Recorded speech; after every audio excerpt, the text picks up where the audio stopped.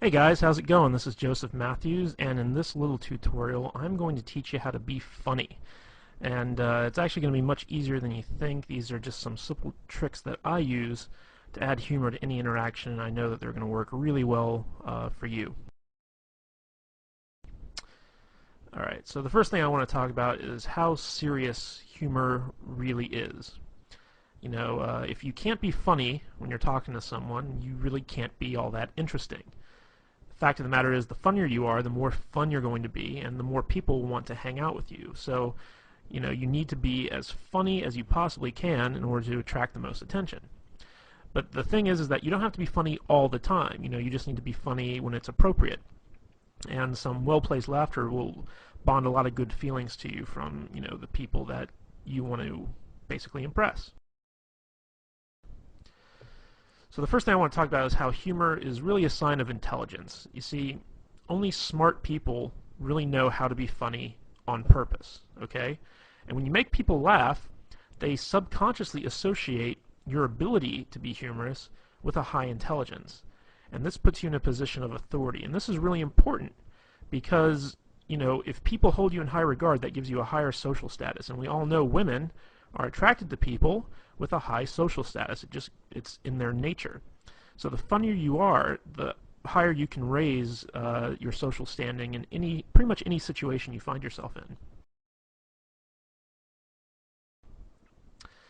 And here's another key that I really want to hammer home, and that's the idea that you don't have to be funny to be humorous. Don't worry about trying to be funny, okay? It really doesn't matter. A lot of what you say to be funny will not work, and the reason for that is that everyone has a different sense of humor, okay? Just being goofy and lighthearted will generate the same type of emotions that funny people do, even if you don't make people laugh, okay? The idea here is that you want to project the intent of being funny. So that kind of takes the pressure off in the sense that, you don't have to actually perform. You don't actually have to make people laugh. You don't actually have to tell them good jokes.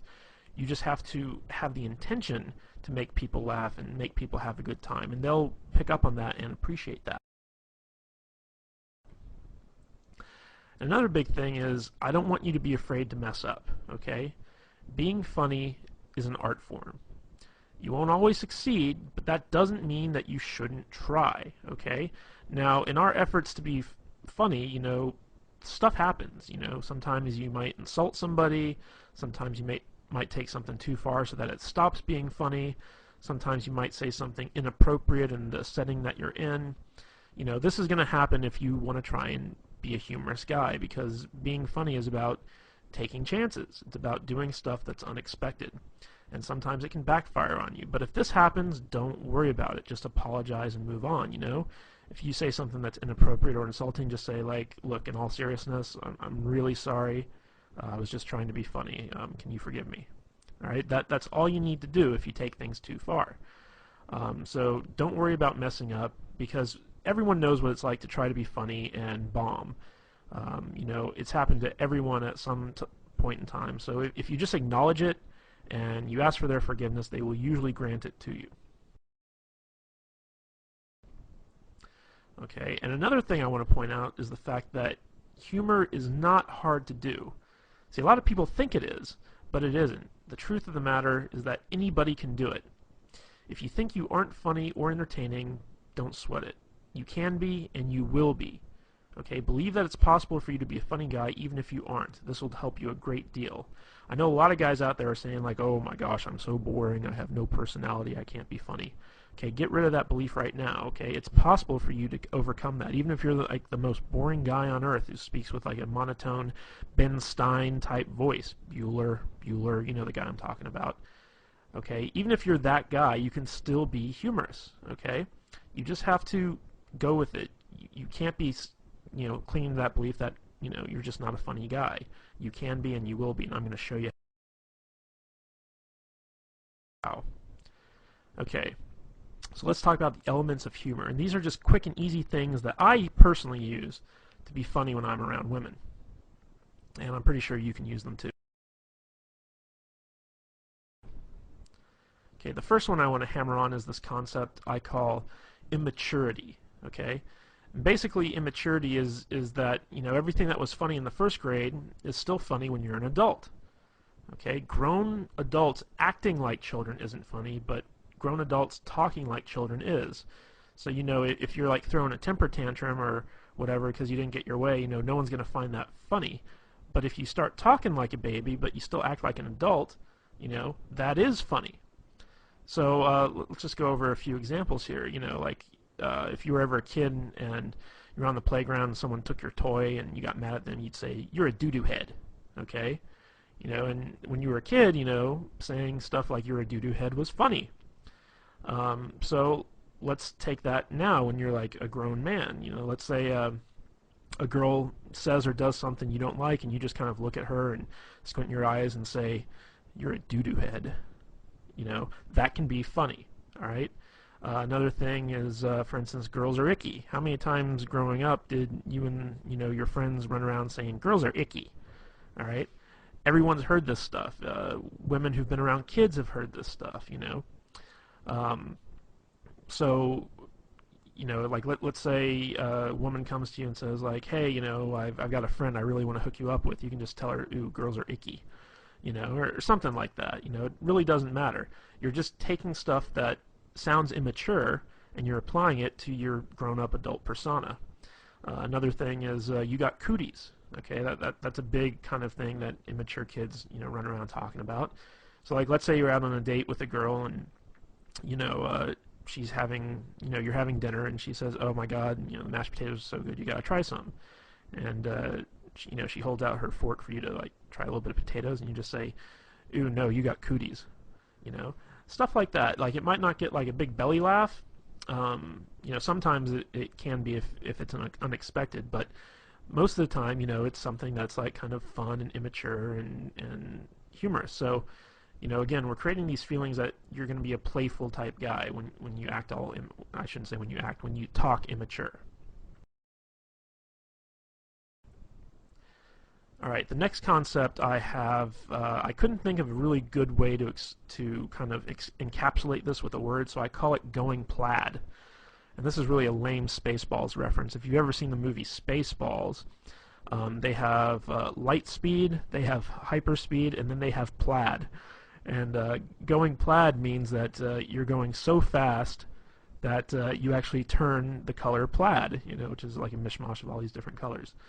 And basically, I use this concept to explain that you take a complaint or a criticism that someone makes of you, and you own it. And then once you own it, you take it way further than anyone ever really expected you to. Okay?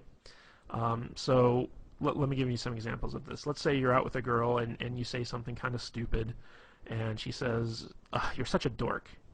But she says it in like a fun way. Like she doesn't really mean it. She just says, "Oh, you're such a dork." And you can respond to that by saying, "You're right. I am a dork. I'm the king of the dorks, as a matter of fact. We always get together once a year and have an election, and I've won like the past 12 dork years in a row.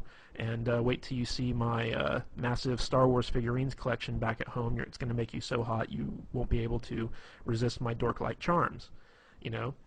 That's what I mean by going plaid, is you take something that could be considered something that's negative, and not only do you own it, but you take it to its most ridiculous extreme. So, let's say, you say something kind of funny, and a girl kind of says jokingly, "Oh my God, you're weird." Okay? And, you take that and you're like, "You're right, I'm the weirdest guy you're ever going to meet. In fact, I bottle my own urine and keep it in my refrigerator and label it based on, the time of day and, what month it was." And that's not weird at all. I just think that, it's kind of cool. So you take stuff and you bring it to an extreme, and maybe the urine thing, I just did that off the top of my head. Maybe the urine thing was going a bit too far, but you see what I'm saying. If a girl says you're weird, you say, "You're right, I am weird, but you must be weird too because you're hanging out with me." You take it, you go to the extreme. Another one is when a girl says, "Oh my God, you're so mean." This will happen a lot if you do a lot of teasing. So if you're teasing a girl, she'll be like, "You're so mean. Why are you being mean to me?" And you just look at her and you just say, because I'm a mean person. Duh. I mean, what are you, stupid? Of course I'm mean. I'm the meanest guy you're ever gonna meet. You must be a masochist because when you hang out with me, I'm gonna be so mean to you. So that's what you gotta do when you go plaid. Is you gotta own the stuff that people say about you, and you gotta take it as far as you possibly can.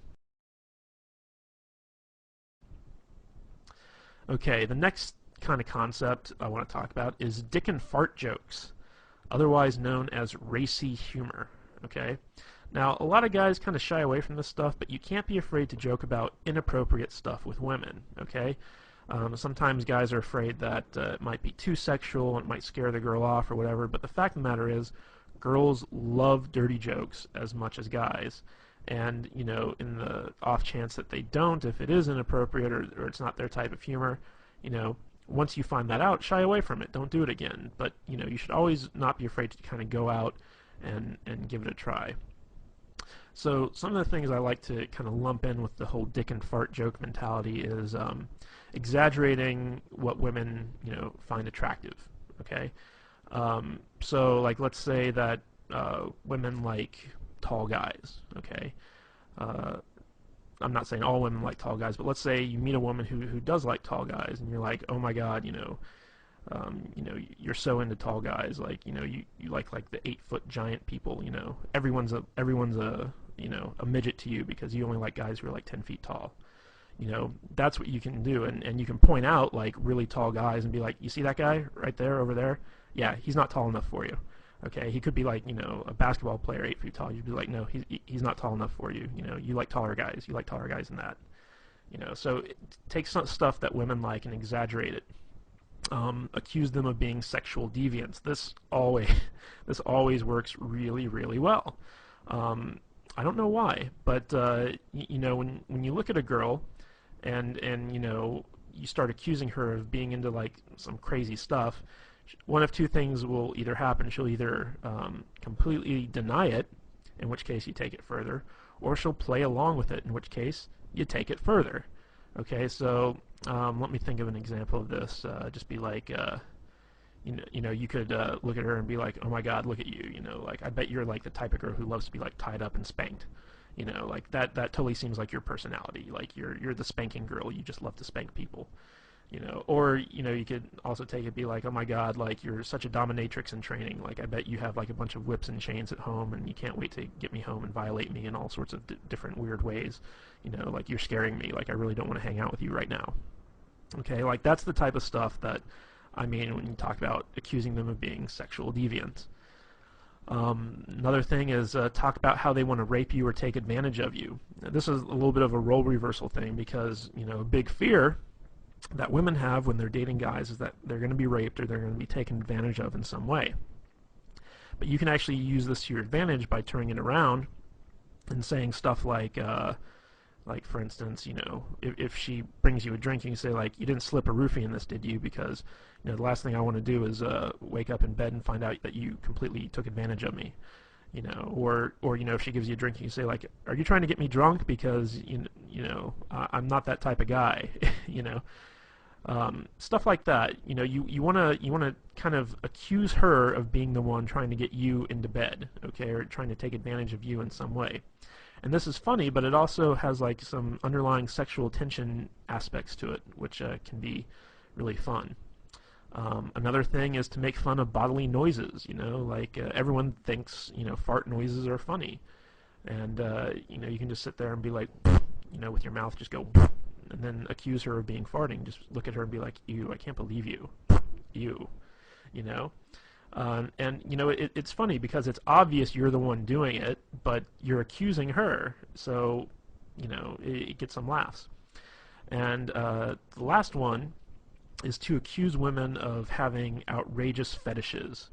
Okay, and this is stuff that where you take the most mundane thing and you turn it into a fetish. Okay, so for instance, like let's say that you're talking to a girl and she's complaining about having to go to the optometrist to get her eyes examined, and you can say something like, you don't fool me, I know your secret, you have an optometrist fetish, like you have optometrist porn at home that you secretly jerk off to, and you can't wait to go to the optometrist because like you're in love with the optometrist. You take mundane stuff and turn it into a fetish. Like, lots of girls love to shop for shoes. So you say, like, oh my God, you have such a shoe fetish. Like, if those shoes were like a man, you'd totally have sex with them. That's what I mean by turning stuff into outrageous fetishes. Okay, recall humor. Recall humor is basically taking what was funny once and continue to have it be funny again. And this is really where inside jokes come from. So basically, take something that you both thought was funny, that you both laughed at, and reference it again whenever you want it to be funny again. Let me give you some examples of this from my own life.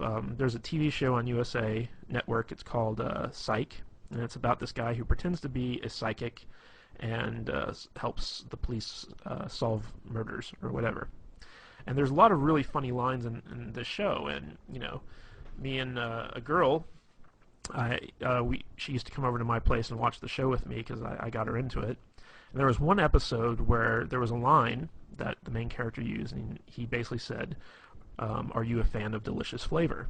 And me saying it right now, it's not all that funny, but in context, it really was. So me and the girl laughed really hard at that.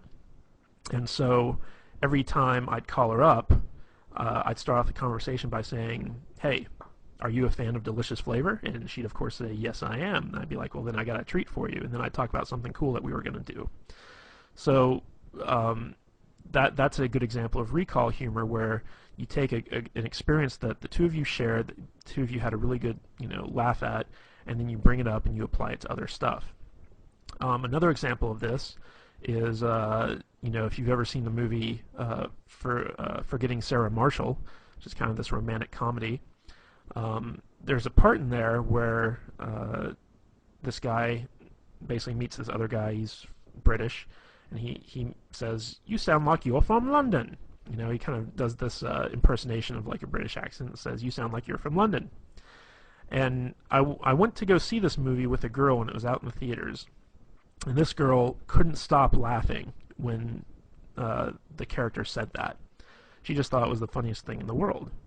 So every time I'd get together with her thereafter, one of the first things out of my mouth is I'd look at her and I'd say, "You sound like you're from London." And she'd just start laughing and she'd smile and stuff like that. And it was fun. It was recall humor. But it doesn't always have to be like, lines from TV shows or movies or something like that. It could be something that someone said. And it doesn't even have to be all that funny. Like, for instance, I used to date this girl, and she would have to work in the morning, so she couldn't, stay out too late or whatever. So basically, by 10 o'clock or what have you, she'd have to be at home and in bed. And she used to say, that, if she doesn't get home in time, she's going to turn into a pumpkin. So I would use that. And whenever we were out, I'd look at the time and say, uh-oh, you're only a couple minutes away from turning into a pumpkin or something along those lines. And it was, it's this kind of fun thing where you have this inside joke that no one else really gets except the two of you, because you're the only ones that really experience that. So if you've ever had that experience with a girl, be sure to call it back up and use it when you need to. Okay, the next thing I want to talk about is ambivalence, and this is actually one of my favorite ways to be funny, basically. And what ambivalence is it's basically you look forward to something bad happening, or you take pleasure in someone else's misfortune, and you're also kind of unresponsive to bad things.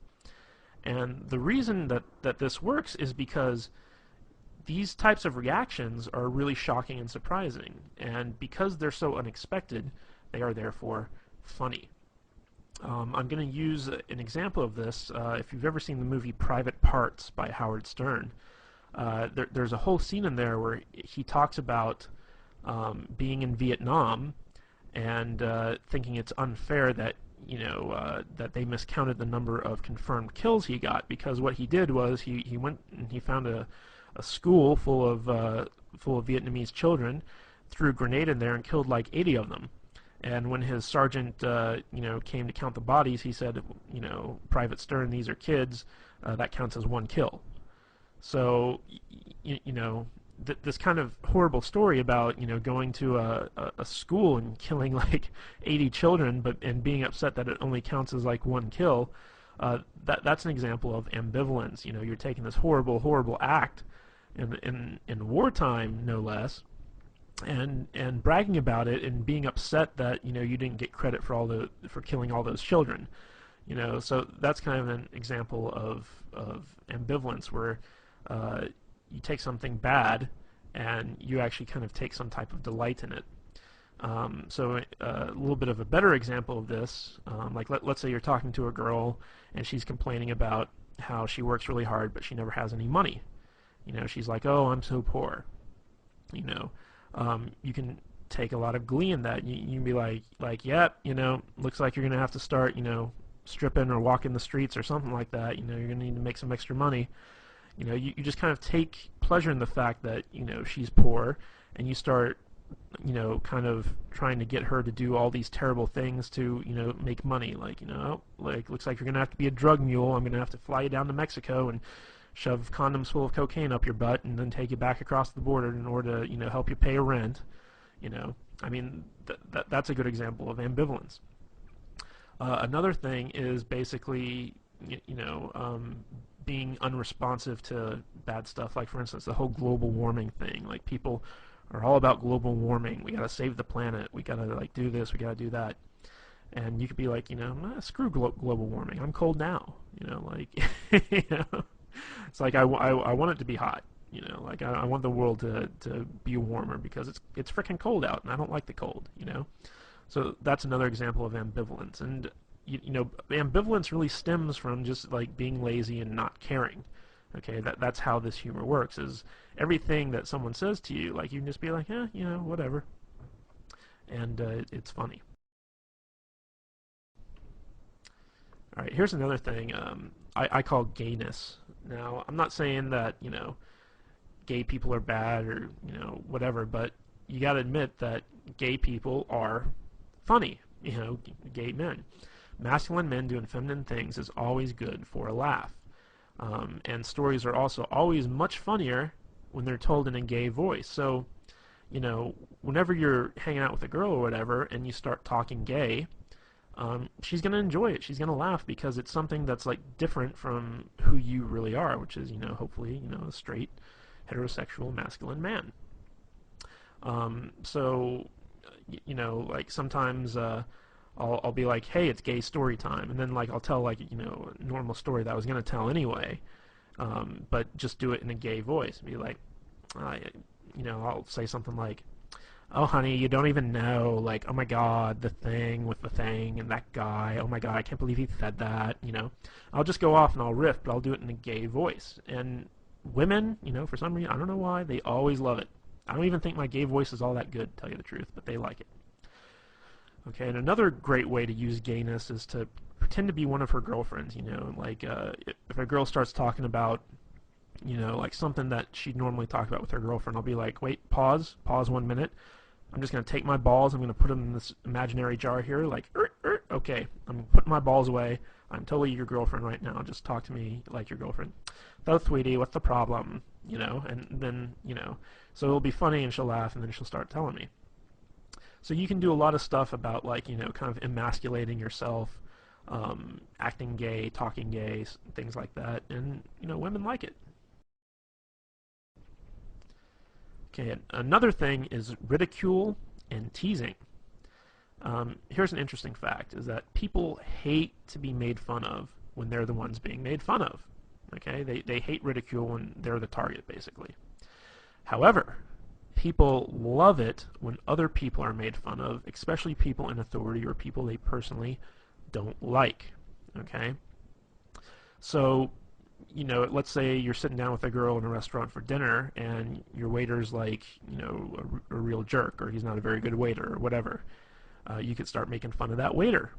Just start, ridiculing the guy. Don't do it when he's around, but as soon as he leaves, just turn to the girl and just be like, oh my god, that guy's asshole is puckered so tight you couldn't pull a pin from it with a tractor, And she'll be like, oh my god, yeah, And that brings up another thing, is that when you make fun of other people, it creates a sort of bond between the two of you, because it's almost like you're confiding in them your dislike of something else, and you can be united in your dislike for something. So if she talks about something that she doesn't like or someone she doesn't like, pounce on that, start making fun of it, and she'll start making fun of it too, and before you know it, you two have created a bond over that. Okay? So, use ridicule to ridicule other people, but never, ever, ever ridicule yourself or the girl that you're with. Okay? When you turn ridicule on someone else, they'll tend to get defensive, or it'll lower their self-esteem or what have you.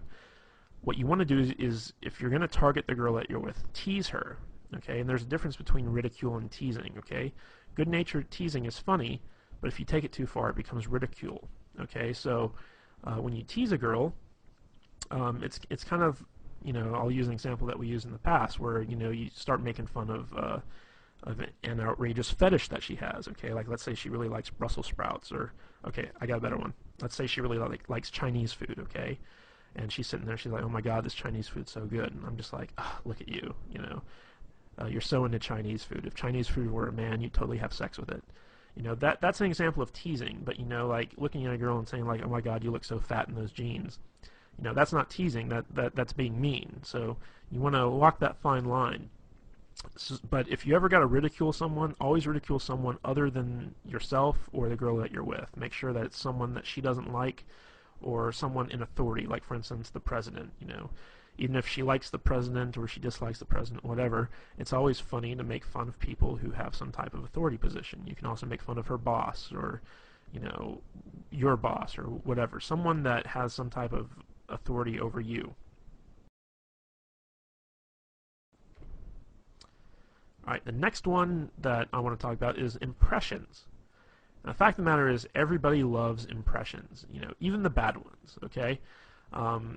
So, if you want to be funny, when you're telling a story, always do impressions of the different characters that are in the story. It could be a story of you and your friend Bob, and every time, Bob says something, you do it in the Bob voice. And the Bob voice can be something like a really high-pitched, whiny type thing.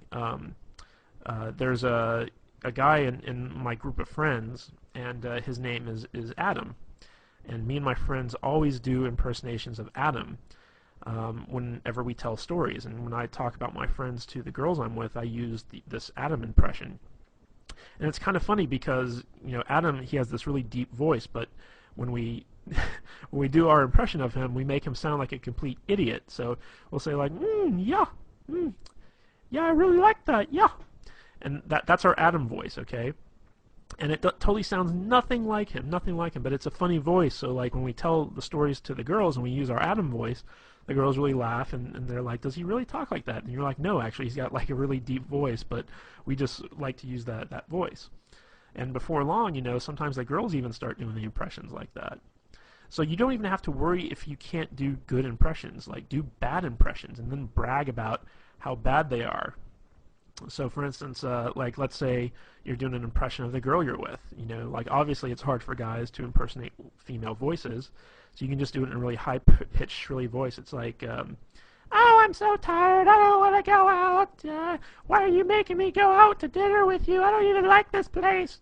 You can start pretending like that's like your impression of her, and she'll be like, I don't sound like that. And you're like, I don't sound like that. And it's a bad impression, but it's funny. And another way you can do this is do impressions of celebrities or really well-known people. If you're talking about the president, do an impression of the president. Doesn't matter if it's good or not. Just take what you've seen done on TV and try and emulate it best you can. People really respond well to impressions because it's kind of like this theatrical performance. Even if it's not very good, like you're creating a whole new character that they can get into.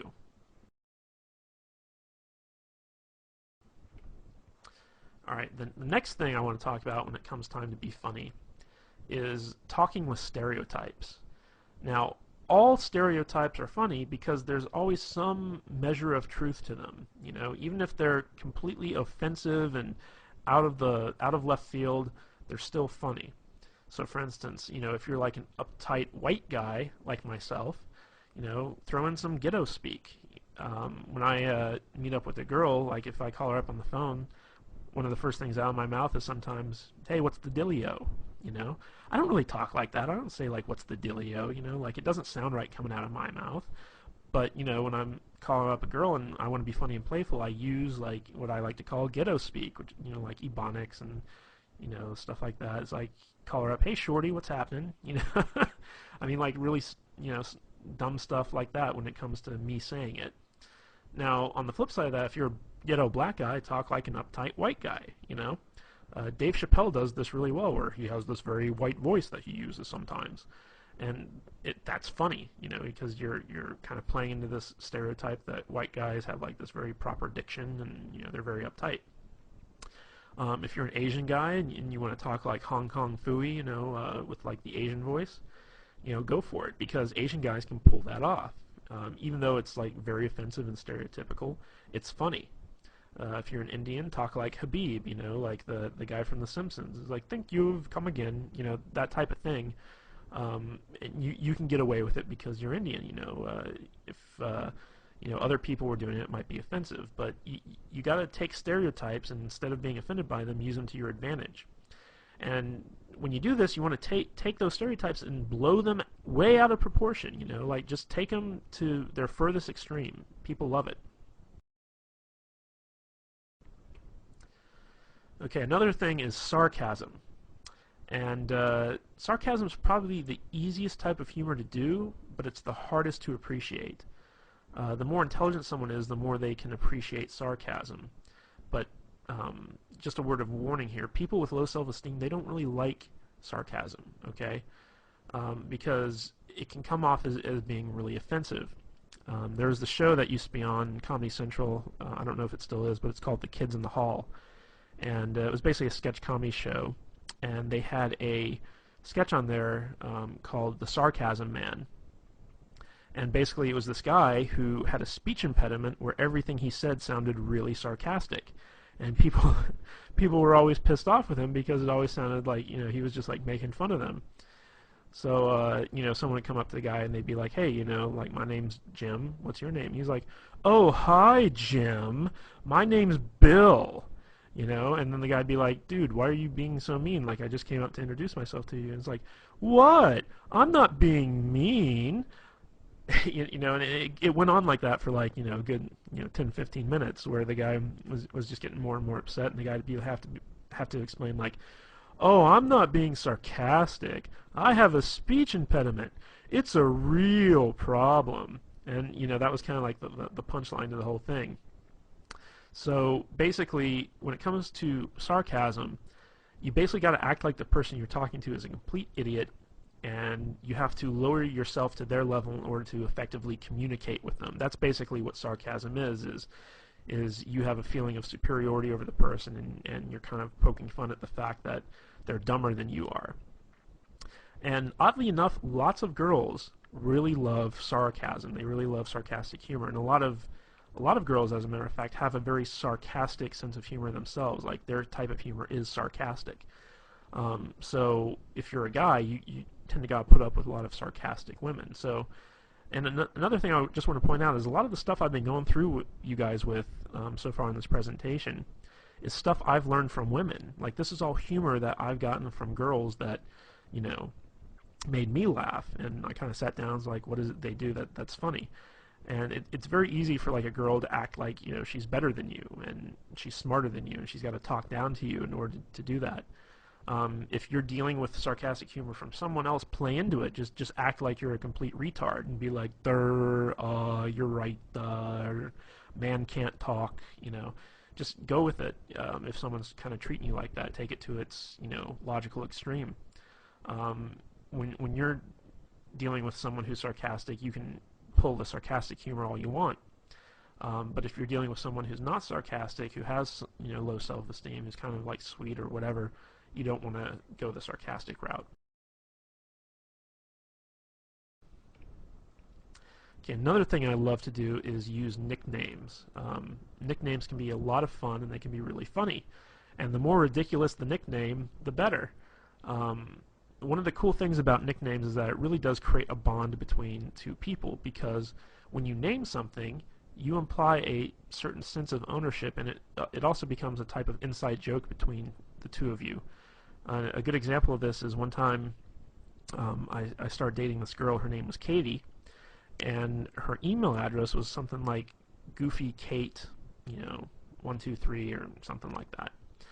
And when I got emails from her, it was always, from this Goofy Kate email address, so I just started calling her Goofy Kate, and eventually that got shortened to Goofy. And every time I'd see her, I'd be like, hey, what's up, Goofy? You know? And, she'd laugh and, whatever, but um, to me and her, it was, she was Goofy. That was her name. There was another girl I met where I used to call her Fuzzy Bunny.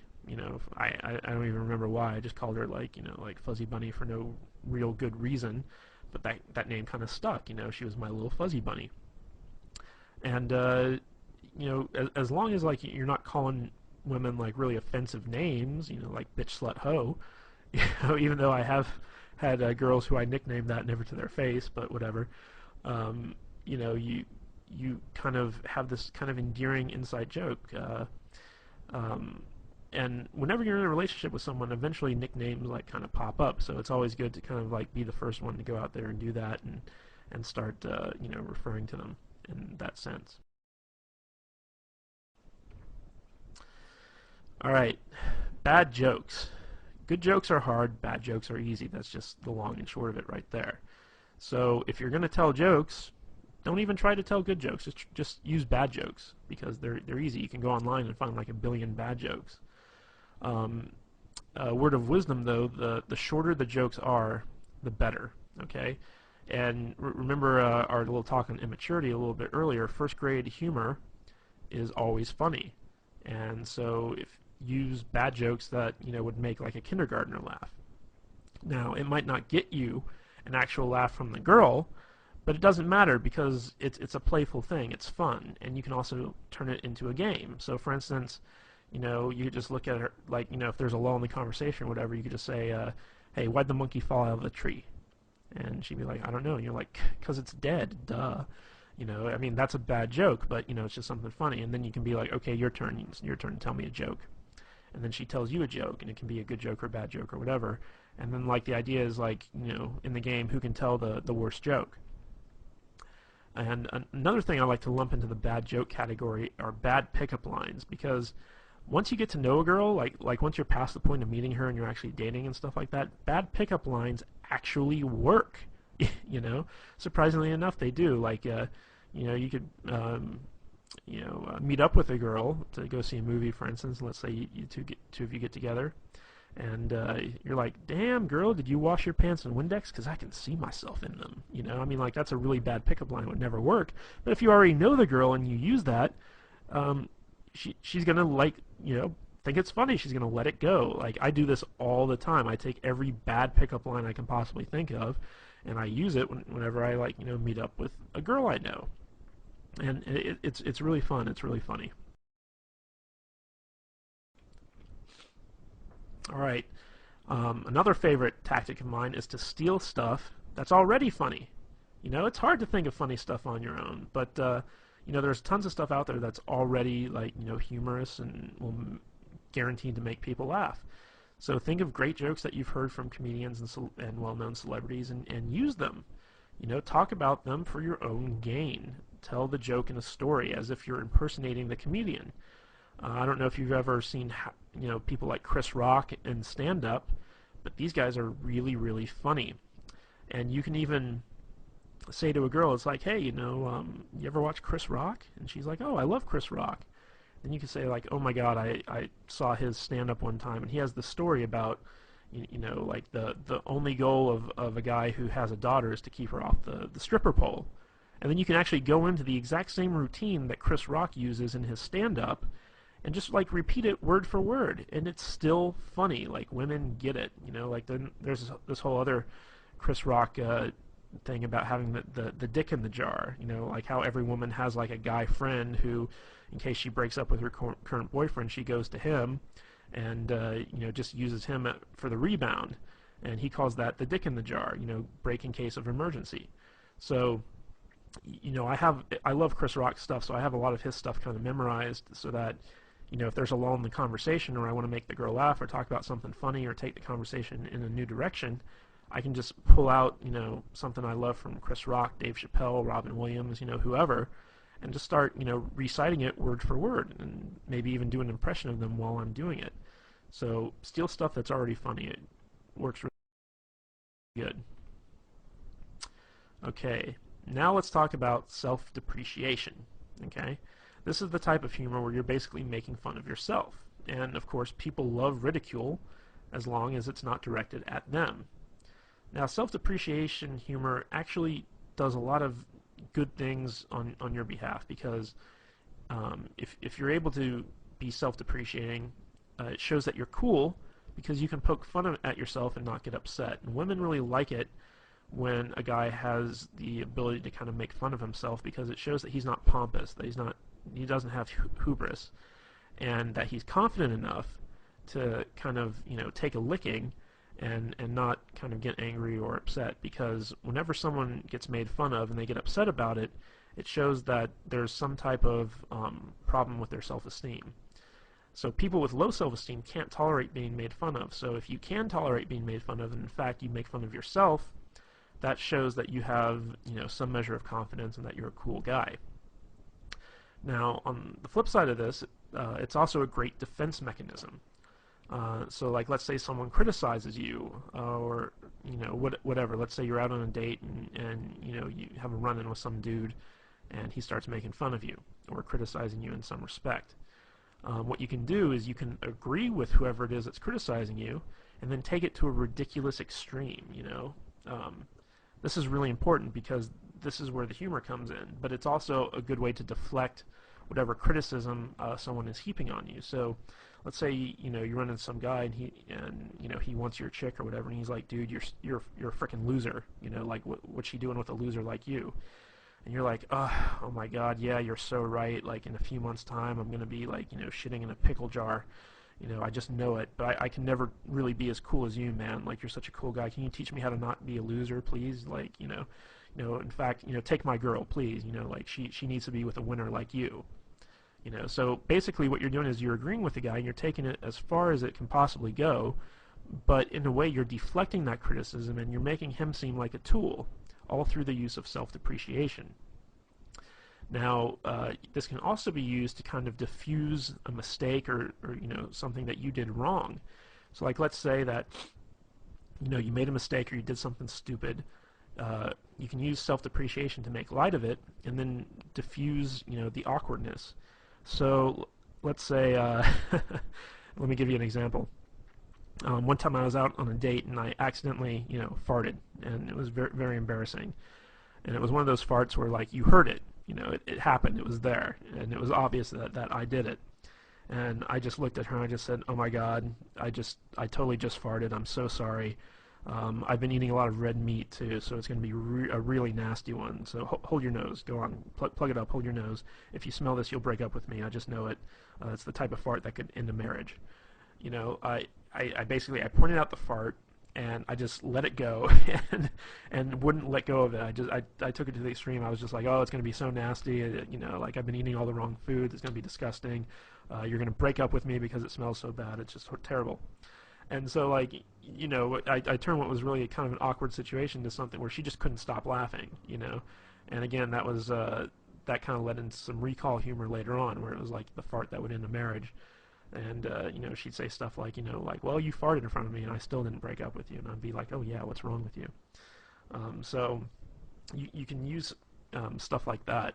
And I want to make the point that if you use self-depreciation, don't use it to point out your own flaws or harp on your own insecurities. A lot of guys will try and use self-depreciating humor to kind of, diffuse stuff that they feel uncomfortable about. Like, let's say you have a big nose, and you make fun of yourself because you have the big nose. That's not a good thing, because what you're actually doing is you're highlighting stuff about yourself that's bad, and you think it's bad, and you don't want anyone else to think it's bad. However, by doing that, you're basically pointing out to everyone, hey, look at all the bad stuff about me. Even if they laugh at it, it's not good. So when you do use self-depreciation, only use it as either a defense mechanism or to diffuse some type of awkward situation.